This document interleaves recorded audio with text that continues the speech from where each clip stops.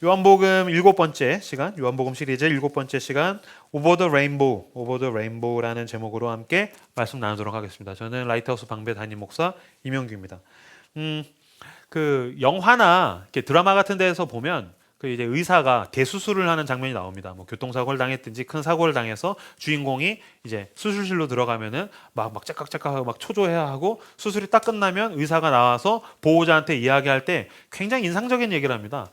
거기서 나오는 의사는 뭐 그쪽에선 가장 유명한 의사, 탁월한 의사, 최고의 의사일 텐데 의사가 대수술을 마치고 나오면서 하는 말은 저는 최선을 다했습니다. 이제 하늘의 뜻에 맡겨야 합니다. 이제 하늘에 맡기는 것밖에 남지 않았습니다. 라는 이야기를 합니다. 굉장히 이상하죠. 왜냐하면 수술을 지금 누가 했습니까? 의사가 했습니다. 그리고 만약에 그 의사가 뭐 낭만닥터 김사부 같이, 제가 좋아하는 김사부 같이 최고의 의사예요. 그러면 그 의사가 수술을 했는데 이제 고치는 것에 대해서 뭐라고 얘기하냐면 나는 내 할 일을 했으니까 이제 나는 끝났다. 그럼 결과는요? 결과는 하늘에 맡겨야 된다라는 이야기를 합니다. 무슨 뜻입니까? 병을 고치는 것에 있어서 의사는 원인이 아니라는 것입니다. 어떤 병을 고치고 병에서 낫고 이런 것에서 그 과정에서 의사는 굉장히 중요한 역할을 하죠. 그렇지만 그 의사의 실력이 곧 원인은 아니란 것입니다. 결과의 원인은 하늘에 맡겨야 된다. 그러니까 이게 결과가 원인으로부터 온다 그랬을 때 의사가 원인이 아니란 것입니다. 다른 얘기를 좀 들어드리죠. 농부가 농사를 짓죠. 농부가 열심히 농사를 지어야 됩니다. 농부가 열심히 농사를 지으면 풍년이 오나요? 아니죠. 농부가 농사를 열심히 짓는다고 해서 풍년이 오는 게 아닙니다. 물론 성실한 농부의 어떤 하루하루의 노동은 굉장히 중요한 과정이죠. 그렇지만 뭐가 있어야 됩니까? 알맞게 비가 와야 됩니다. 바람이 불어야 됩니다. 햇볕이 비춰야 됩니다. 가뭄이 오면 안 됩니다. 홍수가 나면 안 됩니다. 그게 다 갖추어졌을 때 풍년이 오는 것입니다. 그러므로 만약에 어떤 노련한 농부에게 가서 야, 어떻게 이렇게 농사를 잘 지으세요? 진짜 베테랑이세요. 그러니까 해마다 풍년이 오죠. 그러면은 그 노련한 농부는 뭐라고 하겠습니까? 무슨 소리요? 나는 그저 열심히 농사를 지을 뿐이지 어떤 풍년이 오는 건 하늘의 뜻이야 라는 이야기를 하겠죠. 그는 과정으로서 충실한 것이지 풍년의 원인이 농부가 아니라는 것입니다. 기독교는 어떤 결과가 오는 것에 있어서 인간이 원인이 아니라고 이야기합니다. 성경은 인간이 왜 하루하루를 열심히 살아야 되느냐, 인간이 왜 하루하루 열정을 발휘해야 되느냐, 인간이 왜 자기의 직장에서, 자기의 가정에서, 자기의 삶에 지는 어떤 삶의 그 일터 가운데 의해서 하루하루 충실하게 살아야 되느냐라고 그랬을 때 우리가 원인이라서 열심히 살면 최고의 결과가 온다라고 이야기하지 않습니다. 우리는 과정의 어떤 한 부분일 뿐이다. 특히 그래서 성경에서 무엇을 얘기합니까? 충성에 대해서 이야기합니다. 성경에서 이야기하는 충성은 최고의 결과를 도출해내는 원인으로서 이야기하지 않고 우리는 하나님을 믿기 때문에 그 하나님을 신뢰하기 때문에 그 따라가는 것으로서의 충성을 할 뿐이다. 결과는 누구에게 있다는 것입니까? 하나님께 있다는 것입니다. 그래서 우리가 과정으로서 충성을 다했을 때 하나님이 좋은 결과를 주시면 어떻게 합니까? 은혜입니다 라고 이야기하는 것입니다. 아마 제가 올해에 이런 설교를 굉장히 반복해서 하게 될 것입니다. 왜냐하면 제가 여기에 빠져있기 때문입니다. 은혜라는 것은 무엇입니까? 선물이라는 것입니다. 선물이라는 것입니다. 제가 코로나를 겪고 나니까 제가 더 뼈저리게 느낍니다. 모든 좋은 것은 내가 원인으로서 어떤 성취해낸 내 손으로 움켜진 결과가 아닙니다. 어떤 좋은 결과가 왔다면 그것은 무엇입니까? 하나님이 우리를 사랑하셔서 선물로 주신 것입니다. 농부는 열심히 농사를 짓습니다. 풍년이 왔을 때 뭐라고 하는 것입니까? 이것은 하나님의 선물입니다. 은혜입니다 라고 이야기한 것입니다. 베테랑 의사가 만약에 그리스도인 의사가 있다면 최선을 다해서 수술한 다음에 환자가 나았을 때 이것은 하나님의 선물입니다. 수술은 내가 했지만 낫게 하는 것은 하나님이기 때문입니다. 어떤 사업가가 돈을 벌게 되었을 때 그는 고백할 것입니다. 나는 최선을 다해서 사업을 했지만 이 사업의 결과를 거두어주신 분은 하나님이십니다. 이것은 하나님의 선물입니다. 아이를 낳으면 알게 됩니다. 그 생물 시간에 정자와 난자가 뭐 합쳐지면 애가 나온다고요? 무슨 말도 안 되는 소리. 애가 나오는 순간 이것은 하나님의 선물입니다. 다만 괴팍한 선물을 주실 뿐인데 이것은 하나님의 선물인 것입니다. 그죠? 하나님의 선물입니다. 우리는 성경을 통해서 무엇을 배우게 됩니까? 우리는 우리의 원인이 아니라는 것을 알게 된다는 것입니다. 세상은 자기가 자기 자신의 원인이라고 이야기합니다. 그렇기 때문에 좋은 원인이 되고 좋은 원인을 움켜쥐기 위해서 최선을 다합니다. 당연하죠. 하나님이 없으니까요. 하나님이 없는 삶을 사는 사람들은 좋은 원인을 움켜쥐어야 되고 내가 좋은 원인이 되어야 합니다. 그래야 내가 좋은 결과를 얻을 수 있기 때문입니다. 그렇기 때문에 좋은 대학을 가야 되고 좋은 직장에 가야 되고 좋은 배우자를 얻어야 되고 그래서 좋은 유전자를 가진 좋은 애를 낳아야 되고 애를 좋은 데에 또 교육을 시켜야 되고 좋은 노후를 마련을 하고 그러니까 끊임없이 어떻게 보면 인생은 인과관계의 그 굴레 속에서 좋은 원인을 가져서 좋은 결과를 갖고 그걸 가지고 더 좋은 원인을 부어내고 그 다음에 더 좋은 결과를 갖고 끊임없이 좋은 원인을 쟁취하기 위한 연속 어떤 굴레 그 반복 이것이라고 볼 수도 있을 것입니다. 근데 아쉬운 것은 예수 그리스도를 믿는 우리들조차도 하나님을 믿는 원인, 하나님을 믿는 이유가 하나님을 왜 믿습니까? 하나님을 믿는 것이 무엇입니까? 라고 했을 때 하나님을 믿어서 하나님의 어떤 초자연적인 능력으로 어떤 그 능력으로 좋은 원인을 얻으려고 하는 것처럼 그러니까 예수를 믿는 사람이나 믿지 않는 사람이 어떻게 보면 비슷하다는 거예요. 마치 램프를 비벼서 나타난 바 그래서 나 같은 친구는 없을 거야. 그래서 윌 스미스가 막 춤추잖아요. 그러면 뭘 도와줄까? 그러면 나에게 좋은 원인을 주세요. 나에게 좋은 원인을 주면 왜냐하면 좋은 결과를 나도 가질 수 있으니까. 하나님을 믿는 까닭이 하나님의 능력으로 내가 좋은 원인을 가져서 내가 원하는 좋은 결과를 얻기 위한 것으로 이게 마치 신앙인 것처럼 우리들이 오해하기 쉽다는 것입니다. 아니요 여러분. 하나님은 원인이고 과정이고 결과이십니다. 하나님 안에서 우리가 사는 것입니다. 오늘 제가 그 얘기 하겠지만 우리들은 하나님 안에서 충실하게 살아서 이거 좀 괜찮은데 라고 할 때가 있지만 대부분 어떨 때가 많습니까? 거지 같을 때가 많습니다. 개판일 때가 많습니다. 실수할 때가 있습니다. 넘어질 때가 있습니다. 원인이 전부라면 그 인간은 자빠졌었을 때 끝나야 됩니다. 그러나 성경은 우리에게 무엇을 이야기합니까? 은혜가 있다는 것입니다. 네가 개판을 쳐도 걱정하지 말아라. 은혜가 있다. 너가 넘어졌어도 걱정하지 말아라. 은혜가 있다. 우리가 세상에서 어마어마한 도전과 위협이 나를 삼킬 것처럼 마치 어떤 악어가 어떤 상어가 입을 벌리고서 포효하면서 나를 잡아먹을 것처럼 굴 때에도 걱정하지 말아라. 무엇이 있다? 은혜가 있다.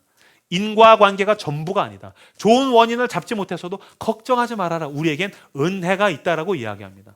근데 이 은혜는 하나님 나 저 좋은 원인을 가질 수 있게 나를 도와주세요. 이것이 아니라는 것을 오늘 성경을 통해서 우리에게 이야기하는 것입니다. 요한복음은 하나님의 능력으로 예수 그리스도의 능력으로 좋은 원인을 쟁취하려고 했던 사람들에 대한 고발이 4장, 5장, 6장 계속해서 반복돼서 나옵니다. 우리가 이제 요한복음을 쭉 왔었으니까 제가 간략하게 반복을 해서 드리면은 요한복음 4장에 가면 사마리아 여인이 등장하죠. 사마리아 여인이 뭐 하려고 하다가 예수님 만납니까? 물 뜨려고 가다가 만났습니다. 이 물은 지겹게도 매일 떠야 됩니다. 매일 물을 떠야 되는데 매일 물 뜨러 가는 데에는 그 여인을 질타하고 비판하는 그 동네의 아줌마들이 있죠. 그러니까 이 여인은 지긋지긋한 거예요. 나 이거 물 좀 안 떴으면 내가 먹고 살겠다, 살만하겠다. 여러분 이제 출퇴근길을 생각하시면 비슷할 수 있겠죠. 지긋지긋하다. 내가 매일 반복적으로 하는 이 문제만 내가 해결되면 너무 좋겠다. 그래서 예수님을 만나서 뭐라고 얘기합니까? 내게 그 물을 주사 내가 이 물을 뜨러 오지 않게 하여 주십시오. 주님, 저 좋은 원인을 나한테 주시면 내가 진짜 살만한데요. 이 이야기가 요한복음 4장에서 나옵니다. 요한복음 5장에는 또 다른 종류의 인간이 등장합니다. 38년 된 중풍병자입니다. 그는 베데스다라는 그 전설이 있는 그 연못 가운데에 38년 동안 누워있는 사람입니다. 그 연못은 천사가 와서 건드리고 가면 제일 먼저 들어간 인간이 낫는다라고 이야기하는 그 전설의 연못입니다. 사실 팩트도 아닙니다. 전설입니다. 그런데 예수님이 와서 그가 병이 오래된 줄 아시고 그를 고쳐주시려고 오셔서 네가 낫고자 하느냐? 내가 너를 온전하게 해줄까? 너의 몸뿐만이 아니라 너의 어떤 마음과 38년 동안 상처받았던 네 마음과 그리고 네가 중풍병에서 나을지라도 구원되지 않는 그 네 영혼을 내가 구원해줄까? 그래서 내가 너를 온전하게 해줄까라고 예수님이 물으셨는데 뭐라고 하냐면 주님 나를 저 연못에 넣어줄 사람이 없어서 내가 고생합니다. 나를 저 연못에 넣어주십시오. 저 좋은 원인을 내가 움켜쥐게 해주십시오. 예수님께 그 좋은 원인을 내 손에 쥐게 해달라고 요구합니다.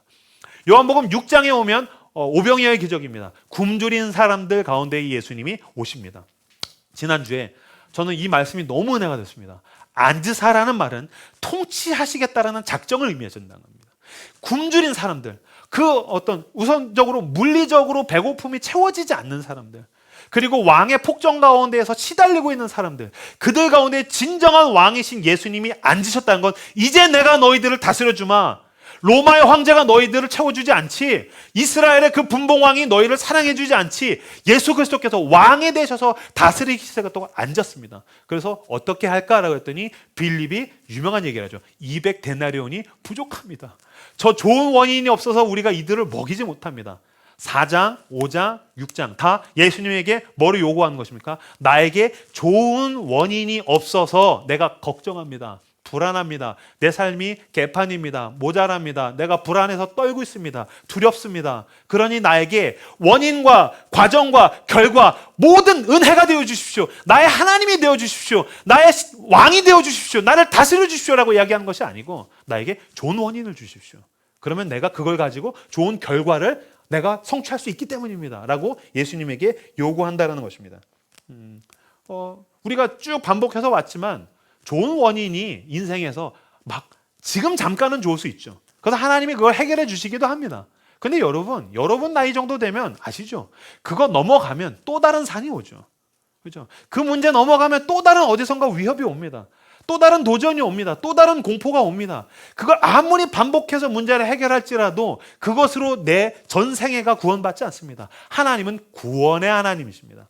구원의 하나님이시라는 것은 오늘 나를 살리시는 것이 하나님이시고 나와 내 가정을 살리시는 것이 하나님이시고 내 전생애를 거쳐서 내가 죽었을 때에 나를 건지셔서 구원하셔서 영원한 생명을 주시는 분도 하나님이시라는 것입니다. 하나님은 오늘 지금 우리에게 그 영원한 생명의 구원을 주시기를 원하시는 것입니다. 근데 우리는 하나님께 자꾸 내 지금의 어떤 목마름을 해결해달라, 지금 나의 문제를 해결해달라, 자꾸 이 이야기를 요청하는 것입니다. 26절 같이 읽어볼까요? 26절 같이 읽어보겠습니다. 26절 읽겠습니다. 시작. 예수께서 대답하여 이르시되 내가 진실로 진실로 너희에게 이르노니 너희가 나를 찾는 것은 표적을 본 까닭이 아니요 떡을 먹고 배부른 까닭이로다. 아멘. 예수님을 사람들이 찾아왔습니다. 지금 지난주에 오병이어의 기적을 했을 때랑 그 지역 디베라라는 지역에서 예수님이 배를 타고서 건너 오신 곳이에요. 지금은 여기에 사람들이 찾아왔어요. 이 굉장히 의미가 있습니다. 집에 가셔서 이 요한복음 6장을 다시 한번 찬찬히 읽어보시면서 묵상을 하실 필요가 있습니다. 지난주에 요한복음에서 떡을 떼서 먹이신 장면은 디베랴였고요. 그 다음에 강을 건너가지고서 막 풍랑을 맞으면서 고난 속에서 넘어와서 다른 장소로 이동해서 예수님이 여기서 지금 메시지, 내가 생명의 떡이다, 영혼의 떡이다 라는 이야기를 하시는 것입니다. 예수님이 우리에게 있는 물질적인 필요라든지 내 인간적인 문제들을 해결해 주십니다. 그 하나님을 믿으십시오. 주님은 당신의 병을 고치십니다. 주님은 당신의 가정의 문제를 해결하십니다. 주님은 당신의 진로의 문제를 해결하시고 주님은 내 인간관계를 해결하시는 분이십니다. 그분은 우리가 영혼이 아니라 인간이라는 것을 알기 때문에 우리에게 있는 인간적인 문제를 해결해 주시는 분이십니다. 그러나 그게 전부가 아닙니다. 거기서 강을 건너서 다음 지역까지 건너가기를 원하십니다. 거기로부터 강을 건너서 다음 스테이지로 가기를 원하십니다. 그래서 그 사이에 오늘 읽지는 않았지만 강에서 태풍을 맞고 고난을 맞으면서 다음 스테이지로 왔더니 사람들이 또 우르르 따라오죠. 따라와가지고 거기서 예수님의 설교를 들을 때에 비로소 예수님이 너희가 지금 온 거는 떡을 먹었기 때문이지. 근데 그게 전부가 아니야. 나는 생명의 떡으로 왔어. 그러면서 만나 블라블라블라블라 막 그 얘기를 하시는 거예요. 육체적인 필요를 채우고 인간적인 문제를 해결하시고 이게 전부가 아니라 이 문제를 해결했다면 이제 우리는 그 다음 단계를 향해서 내 믿음이 성숙해져야 간다는 것입니다. 내가 그 다음 단계를 향해서 내 믿음이 그 강을 건너가야 한다는 것입니다. 지금 여러분 인간적인 문제를 해결하고 나잖아요. 그럼 여기에 예수님 없다는 겁니다. 예수님 지금 그 다음 단계에 계십니다. 그럼 내가 주님을 만나서 체험받기를 원하면 나도 주님을 따라서 그 강을 건너서 가면은 거기에 생명의 떡이신 예수님이 있다는 것입니다. 그 생명의 떡이신 예수님은 어떤 분이십니까? 자, 31절, 32절 같이 읽겠습니다. 31절, 32절을 같이 읽겠습니다. 시작.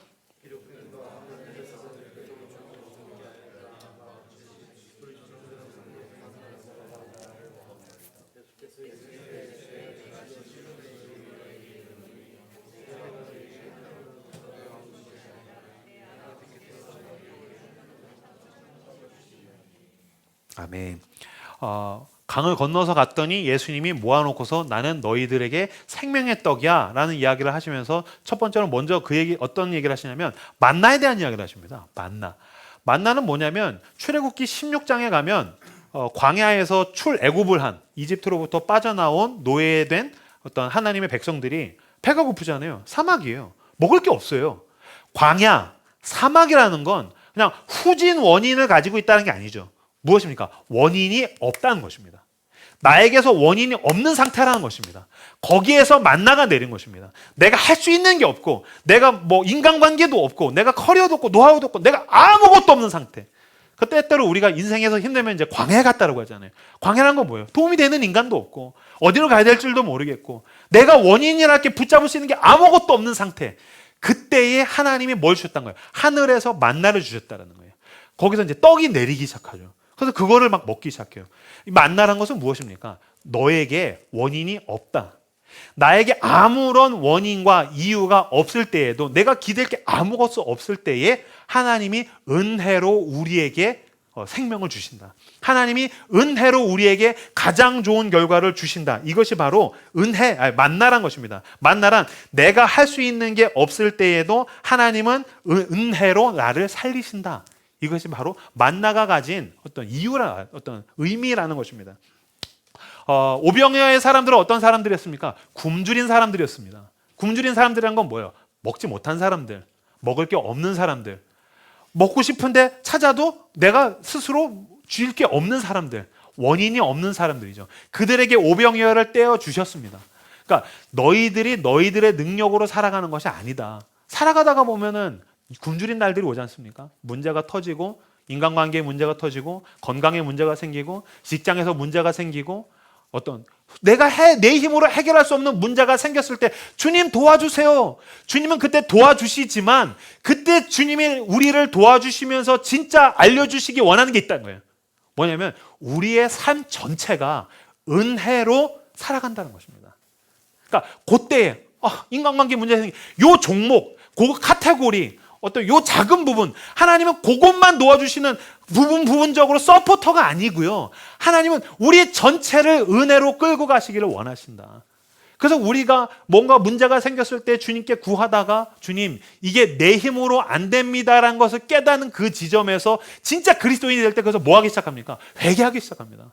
주님, 내가 내 힘으로 인간관계를 하려다가 보니까 인간관계에 문제가 생겼습니다. 주님, 내 직장이, 내 사업처가 내 힘으로 되는 줄 알고 내가 살아오다가 주님, 내 삶의 터전에서 문제가 생겼습니다. 나를 도와주십시오라고 할 때에 뭐 하기 시작합니까? 회개하기 시작합니다. 왜 회개합니까? 내가 내 힘으로 하려고 했던 것에 대해서 이제 내려놓는 것입니다. 내 힘으로 안 됩니다. 은혜가 와야 됩니다. 내 능력으로 안 됩니다. 은혜가 와야 됩니다. 내가 의지하던 인간들이 나에게 아무런 힘이 되지 않습니다. 은혜가 와야 됩니다. 주님이 지금 우리에게 그걸 알려주시기 원하신다는 겁니다. 내 힘으로 안 됩니다. 은혜가 와야 됩니다. 만나로 살아갑니다. 내 능력으로 할 수 있는 게 아무것도 없을 때에도 나를 살려주신 그 하나님께서 내가 이제 살만할 때에는 내 힘으로 살아요? 아니요. 살만할 때에도 은혜로 삽니다. 이때에 진정한 회개를 하고 돌이켜서 맞습니다. 내가 은혜로 삽니다. 라는 사람들이 뭐 하기 시작합니까? 하나님을 신뢰하고 붙들고서 예수 그리스도를 따르기 시작한다는 것입니다. 그러니까 주님은 우리에게 알라딘의 그 윌 스미스 같이 어떤 한 부분 모자라고 부족한 부분들을 도와주시는 서포터가 되기를 원하시는 게 아니라 나의 전생의 방향이 바뀌어서 내가 좋은 원인을 가지고 좋은 결과를 살고 인과관계에 계속해서 굴레를 돌아가다가 문제 생기면 주님 도와주세요 119 부르는 하나님이 아니고 거기를 빠져나와서 내 삶 전체가 은혜의 하나님을 추구하기를 원하신다는 거예요. 내가 이제 문제가 해결됐습니다. 그러나 주님, 나 이제 내 힘으로 살지 않습니다. 은혜로 삽니다. 주님, 인간관계 문제, 사업처의 문제, 내 자식의 문제 해결됐습니다. 나 아무 문제 없습니다. 그러나 난 지금도 고백합니다. 내가 사는 것은 은혜로 사는 것입니다. 그래서 은혜로 살아가기 위해서 주님을 따라가는 사람들, 그 사람들을 바로 그리스도인이라고 이야기한다는 것입니다. 28절, 29절을 같이 읽을까요? 28절, 29절 같이 읽겠습니다. 읽겠습니다. 시작.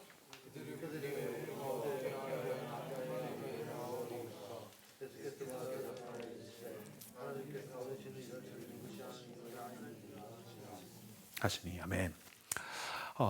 지금 당신이 할 게 없습니다. 하나님이 하십니다. 자꾸 그 얘기를 했더니 몇 분들은 그게 도대체 무슨 뜻이야? 그래서 나보고 어떻게 하라는 거야? 라는 눈빛들을 하시네요. 왜 그럴까요? 우리가 하나님 앞에 자기 부인을 해본 적이 없기 때문에 그렇습니다. 그러니까 그리스도를 믿을 때 가장 중요한 것은 회개인데 이것은 무엇입니까? 자기 부인입니다. 내려놓는 것입니다. 내가 내 힘으로 내가 내 삶을 살아갈 수 없다라는 그 인정. 그것은 내가 어떤 더 뭔가를 하거나 내가 의지로 하거나 할 수 있는 게 아닙니다. 그래서 뭐 해야 됩니까? 성령 하나님을 구해야 됩니다. 하나님이 내 안에 오셔서 내가 할 수 있는 게 없다는 것을 고발하시고 예 주님 내 능력으로 안 됩니다. 주님 내가 회개하겠습니다. 내가 자기 부인하겠습니다. 성령 안에서 일어나는 일이기 때문에 이것은 인간적으로 되는 것이 아닙니다. 주님을 구하십시오. 은혜를 구하십시오. 성령을 구하십시오. 그리고 진정한 회개와 자기 부인들이 일어나서 은혜로 살아가시는 저 여러분들이 다 되시기를 바랍니다. 믿는다는 건 가장 쉬운 일인 것과 동시에 가장 힘든 일입니다. 왜냐하면 진짜로 하나님이 하신 것을 믿기만 하면 된다라는 측면에서 가장 쉬운 일이고 그러니까 도대체 나보고 뭐 하라는 거예요. 우리는 뭐든지 내가 해야지 직성이 풀리는 현대인의 입장에서는 내가 할 일이 없다라는 측면에서 가장 힘든 일입니다. 그러니까 가장 쉬운 일인 것과 가장 힘든 일인 겁니다. 근데 이게 왜 이해가 안 되냐면 아까 제가 말씀드렸다시피 자기 부인이라든지 회개라든지 나의 무력함에 대한 인정이 없기 때문입니다. 여러분 예수를 믿고서 구원받는 유일한 조건은 무엇입니까? 내가 죄인이라는 것에 대한 인정입니다. 내가 죄인이라는 것에 대한 인정은 무엇입니까? 내가 내 삶에 대해서 무력한 존재, 내가 할 수 있는 게 없다라는 것에 대한 인정을 할 때에 비로소 당신이 쥐고 있는 그 두 주먹을 펴고 나는 내 원인이 아니다. 내가 할 수 있는 게 아닙니다. 펼 때에 비로소 저편에서 over the rainbow, 저편에서 하나님의 은혜가 주어지는 것입니다. 그러니까 이거는 내가 살아가는 세계에서 일어나는 일이 아니기 때문에 정말 over the rainbow, 저 무지개 저편에서 갑자기 무언가가 와서 나에게 부어지는 그 은혜를 경험하기 직전까지는 이거는 사실 말로 설명할 수 있는 게 아니죠. 그런데 제가 이번 주에 최근에 굉장히 비슷한 일을 경험했습니다. 이게 어떤 믿는 자에게 부어지는 하나님의 은혜. 우리는 내 의로, 내 공로로, 내 능력으로 내가 원인이 돼서 살아가려고 하는데 손을 놓아라! 라고 말씀하시는 아버지의 은혜로 살아간다는 것은 이거구나. 제가 이번 주에 경험했어요. 아침에 일어나서 저희 애들이랑 놀고 있는데 저희 두 딸이 있지 않습니까? 큰 애가 7살짜리 은율이, 막둥이가 4살짜리 로운이. 은율이는 데리고 오는데 그 로운이는 아직도 저희가 이제 감당이 안 돼서 못 데리고 와요. 할머니한테 맡기고 오는데 이 녀석이 요새 이제 사고 뭉칩니다. 이렇게 자기 뜻은 있는데 말귀는 못 알아듣고 말해도 우리도 못 알아듣고 뭐 그런 단계니까 지금 굉장히 이제 서로 어려운 시간을 좀 보내고 있어요. 아침에 일어났는데 이 녀석이 저스트 댄스가 하고 싶다는 거예요. 저스트 댄스는 뭐냐면은 그 춤추는 게임이에요. 그 닌텐도 게임인데 저희 집에 닌텐도가 없기 때문에 유튜브로 틀어주면 그걸 그냥 애들이 따라하면서 즐기고 있어요. 그래서 핸드폰을 잡고서 닌텐도 그 저스트 댄스 틀어줘, 저스트 댄스 틀어달라는 거예요. 그래서 이제 아내랑 얘기해서 아내가 틀어주지 뭐. 그래서 우리 집에서는 다 합의가 됐어요. 그래서 엄마, 아빠의 마음, 부모의 마음은 얘한테 저스트 댄스를 틀어줘야겠다. 이 두 딸에게 틀어줘야지라고 작정했어요. 얘네들은 그건 이제 하게 될 거예요. 작정을 했는데 문제가 생겼어요. 뭐냐면 4살짜리 막둥이가 엄마의 핸드폰을 쥐고 있는 거예요. 근데 얘는 이걸 다룰 줄 몰라요. 지가 쥐고 있으면 이게 나올 줄로 아는 거예요. 그러니까 이거 쥐고서 저스트 댄스. 그러니까 은율이는 이제 머리가 돌아가잖아요. 그러니까 은율이는 돌아가니까 로나 내놔. 그걸 줘야지 엄마가 틀어줄 수 있어. 엄마가 틀어줘야 돼. 그거 내놔. 아니야. 핸드폰 쥐고서 막둥이가 저스트 댄스 틀어줘. 지가 쥐고 있다고 나오는 게 아니에요. 빨리 손을 놔야 돼요. 넘겨야 돼요. 근데 은율이는 내놔. 아니야. 쥐고서 내놔. 저스트 댄스 계속 조르는 거예요. 계속 조르고 실갱이 하다가 은율이가 기가 막힌 얘기를 했어요. 뭐라 하냐면 로나, 엄마는 좋은 엄마야, 나쁜 엄마야? 좋은 엄마. 그러면 어서 핸드폰을 내놔. 아니야. 틀어줘. 은율이가 2차로 얘기합니다.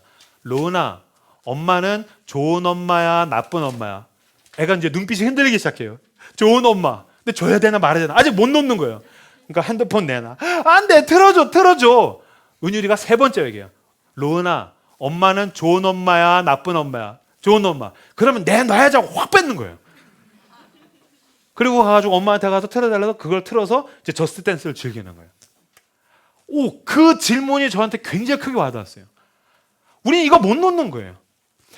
좋은 원인을 내가 쥐고 싶은 거예요. 내가 그거 붙들고 있으면, 여러분, 시달리고 있는 그 문제 쥐고 있으면 해결돼요? 해결 안 돼요. 인간관계 그거 쥐고 있으면 해결됩니까? 해결되지 않아요. 당신의 직장에서, 당신의 사업처에서, 당신의 자녀들에게, 내가 삶에서 내가 일하는 그 문제들 내가 쥐고서 이거 해결해줘. 당신이 쥐고 있는 한 해결되지 않아요. 그때 하나님이 저한테 질문하신 거예요. 형규야, 하나님, 저희 집 재정 문제는 어떻게 해요? 가족 문제는 어떻게 해요? 우리 애 내년에 학교 보내야 되는데 어떻게 해요? 코로나 때문에 폭탄 맞았는데 우리 교회는 어떻게 해요? 형규야, 하나님이 좋은 하나님이냐 나쁜 하나님이냐? 좋은 하나님이요. 놔 임마. 아니요 하나님, 이거 어떻게 하냐고요? 형규야, 하나님이 좋은 하나님이냐 나쁜 하나님이냐? 좋은 하나님이요. 제 눈빛이 흔들리기 시작해요. 세 번째로 하나님 물으신 거죠. 형규야, 너가 믿고 따라온 그 하나님이 너희 인생에서 좋은 하나님이시냐 나쁜 하나님이시냐? 하나님 좋은 분이십니다 하면서 내가 쥐고 있던 것들을 내려놓는 거예요. 손을 펴는 거예요. God is good all the time. 주님은 늘 나에게 좋은 분이셨어요. 나는 예수가 싫다고 내가 적극적으로 거부하면서 세상 저편에 있을 때부터 나를 사랑하셔서 찾아오신 주님은 나에게 좋은 분이셨어요. 내가 세상에서 아무것도 아니라서 박박히면서 고생할 때에도 늘 그때마다 주님은 좋은 분이셨어요. 내가 사고 쳐가지고 내가 잘못해서 내가 사고 쳤는데 그 문제를 해결해 주실 때마다 주님은 늘 내게 좋은 분이셨어요.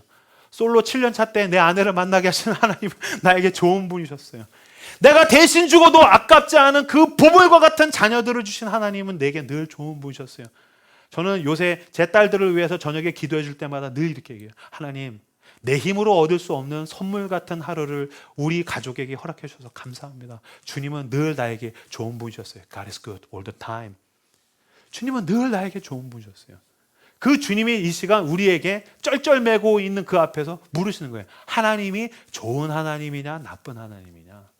그거 여러분, 하나님이 뒤통수 후려쳐서 손에 있는 거 뺏어서 내놓으라고 새끼야 라고 해야지 말 들으시겠어요? 이젠 무엇입니까? 하나님, 당신은 좋은 분이십니다. 하나님, 나에게 늘 좋은 분이십니다. 주님, 내가 나를 채울 수 없습니다. 오병이어의 그 굶주린 사람처럼 나는 굶주린 몸과 굶주린 마음과 굶주린 영혼을 가지고 있는 사람입니다. 주여, 내게로 오셔서 생명의 떡으로 나를 채워주십시오. 주님이 이끄시는 대로 나는 따라갈 것입니다. 이 문제 주님이 해결해 주실 줄 믿습니다. 그러나 주님, 당신은 늘 내게 좋은 분이셨기 때문에 이거 내가 원하는 대로 해결되지 않을지라도 주님은 나를 더 좋은 곳으로 인도하실 것입니다. 늘 주님, 선하신 하나님이 나에게 그렇게 하셨기 때문입니다. 주님, 내가 이거 놓겠습니다.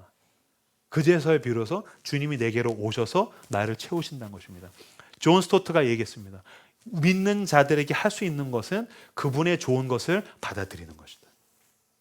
믿는 자들이 할 수 있는 유일한 일은 그분이 하신 것들을 받아들이는 것입니다.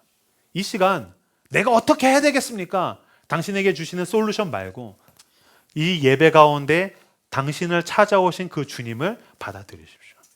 심호흡을 크게 하시고 마음을 열고 주님을 받아들이십시오. 내 힘으로 안 된다는 것을 인정하고 나는 나를 채울 수 없는 그 굶주린 사람, 목마른 사람, 그러나 이 시간 주님이 오셔서 채우십니다라는 것을 받아들이십시오. 그분이 나를 채우시고 하루하루 그분을 따라갈 때에 놀라운 일이, 그분이 채우시는 그 놀라운 은혜의 나날들이 시작될 줄로 믿습니다. 35절 말씀 같이 읽고 그리고 기도문을 함께 읽고서 기도하겠습니다. 시작.